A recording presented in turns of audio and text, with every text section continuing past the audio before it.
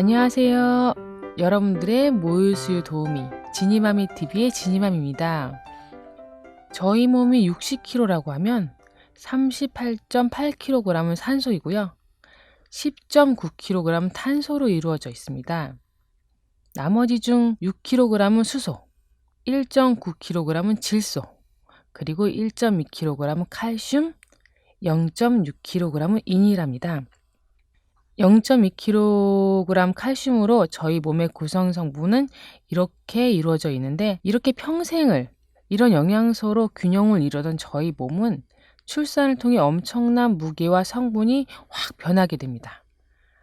60kg였던 몸은 임신 초기에 물도 제대로 먹지 못하고 살이 빠지면서 4-5개월 만에 중후반으로 들어서면서 이제 4-5개월 동안에 10kg에서 한 20kg 이상까지 몸이 불기도 해요. 배는 축구공만큼 이상으로 나오고, 가슴은 원래보다 2배 이상 커져서 뭐 불편한 걸 이렇게 표현한 말로, 이게 글로 표현할 수 없을 정도로 저희 몸이 변하는데, 저희 몸에서 여러 변화 중에 가장 큰 변화인 배 다음으로 가슴의 변화, 오늘은 이 가슴의 변화 중에서 성분 변화에 대해서 이야기할까 해요. 원래 여자의 가슴은 초등학교 4-5학년 한 11세에서 12세쯤 나오기 시작하는데, 이때부터 자라는 가슴은 한 25살에 아이를 낳는다고 가정하면 대략 15년 이상은 지나야 제 기능을 하게 하는 그 상태가 됩니다. 가슴은 원래 목적인 모유를 먹이는 일은 생각보다 제 기능을 하기에는 큰 어려움들이 숨어 있어요. 그렇게 제 기능을 하기 위해서 15년 이상 기다려온 가슴은 모양의 이상과 여러 약물의 섭취와 정상적인 출산이 안 되어 상황이 엎친 데 덮친 격으로 태어난 아기의 또 예기치 못한 상태로 정상적인 기능을 하는 완모의 길은 점점 더 멀어집니다. 이 어렵디 어려운 가슴의 내용물은 무엇일까요?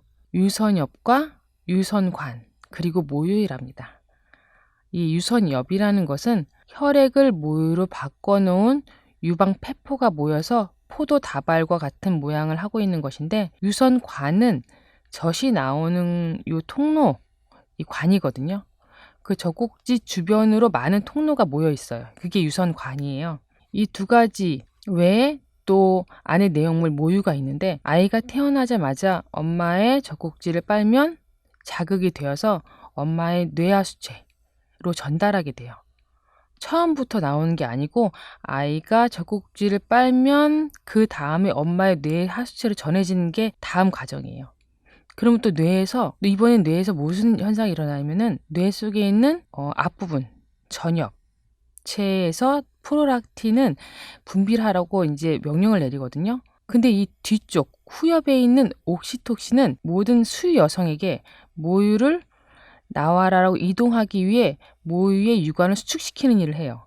옥시톡신은 출산할 때뿐만 아니라 상대방 좋아하는 상대를 만났을 때도 옥시톡신이 나오기도 하거든요. 근데 이 옥시톡신이라는 거는 누군가를 안고 싶고 이렇게 케어하고 싶고 그런 감정을 느끼게 하는 그런 호르몬인데, 산모에서는 아기 울음소리에 민감하게 반응하게 하는 그런 역할도 한답니다. 아이를 껴안고 젖을 먹이고 싶어하는 요 욕구를 들게 하는 요 옥시톡신은 가슴 속에 있는 젖샘들을 수축하여서 젖을 나오게 하는 신비의 호르몬이기도 해요. 모유는 젖샘이라고 불리는 유선에서 이렇게 만들어지는데, 엄마의 혈액을 재료로 해요. 그래서 엄마의 피가 모유가 되는 것이라고 이렇게 말씀을 드렸는데, 원래 그러면은 엄마의 모유는 빨간색이어야 돼요. 근데 저희가 늘 여겼던 빨간색은 여러분도 알다시피 위험이나 뭐 혐오, 뭐 급함, 위기 등의 심리의 색인데, 이런 색으로는 아이에게 주기에 적합한 색은 아닐 거라고 봐요. 그렇죠? 그래서 모유 성분 안에 지방분과 칼슘의 색으로 이 입자들의 빛을 발하기 때문에 흰색으로 보이는 거라고 하는데, 정말 신비하죠. 내 몸속을 혈액으로 만들었는데 흰색을 띠다니. 인체의 신비는 정말 대단한 것 같아요. 어쨌든 이렇게 반사돼서 이 흰색으로 보이기도 하는데, 일단 모유에 있는 그 모유 안에 유방 세포들은 엄마의 혈액 속에 있는 성분을 다 흡수해서 아기에게 주므로, 흔히 모유는 흰 피라고도 말하지만 우리가 배웠던 그 피라는 거는 저희 중고등학교 생물 시간에 많이 배웠죠. 적혈구와 백혈구가 있어요. 피에는. 백혈구는 병원균하고 싸운다고도 저희가 배웠고요. 아기는 즉 엄마젖 속에 백혈구를 먹기 때문에 병원균과 이 여러 질병하고 싸울 때 도움을 받아 질병에 더 강하게 되는 그런 역할을 해주는 거예요. 아기가 성인들처럼 면역 성분이 만들어지지 못한 요 신체가 아직 미성숙할 때는 이 모유가 정말 필요하고요. 생후 5에서 6개월경에는 서서히 만들어지기 시작해요. 그래서 이때부터 이유식을 조금 할 수 있게 되는 경우거든요. 만 5세가 되면 성인처럼 완전한 면역 성분을 갖게 된답니다. 그래서 지니마미 아이들은 큰 병 없이 건강에 자란 것도 5세까지 젖을 먹은 이유이기도 해요.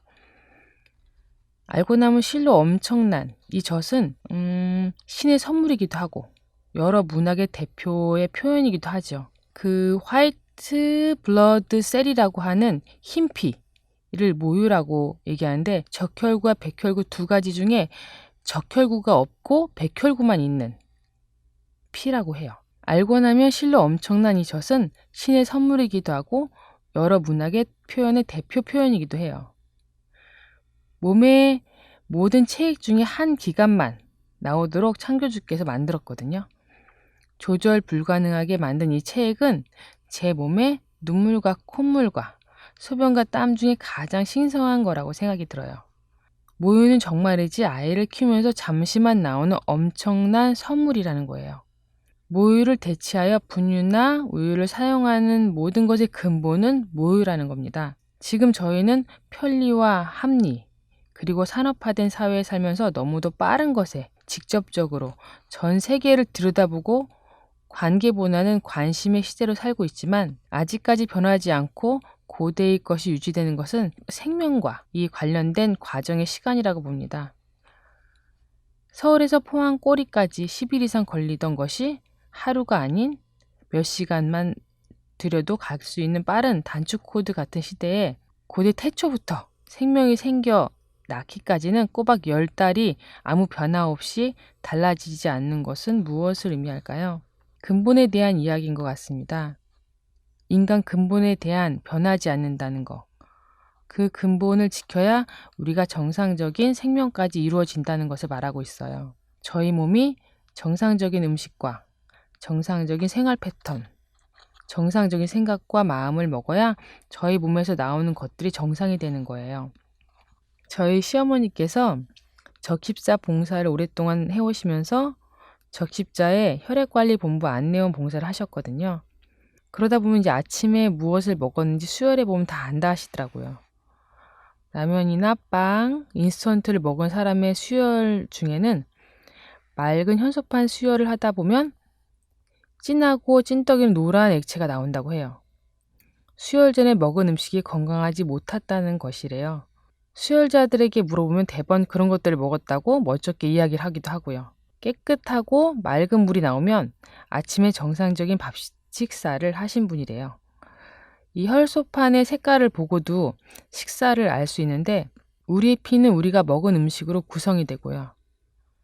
우리의 피는 우리 엄마들의 모유의 성분이 돼요. 이 모유를 먹는 아기들은 엄마가 어떤 음식을 먹었냐에 따라 그냥 흰색이지만 완전히 다른 모유의 성분이 되기도 합니다. 엄마들에게 명품 모유를 만들라고 부탁드리고 싶어요.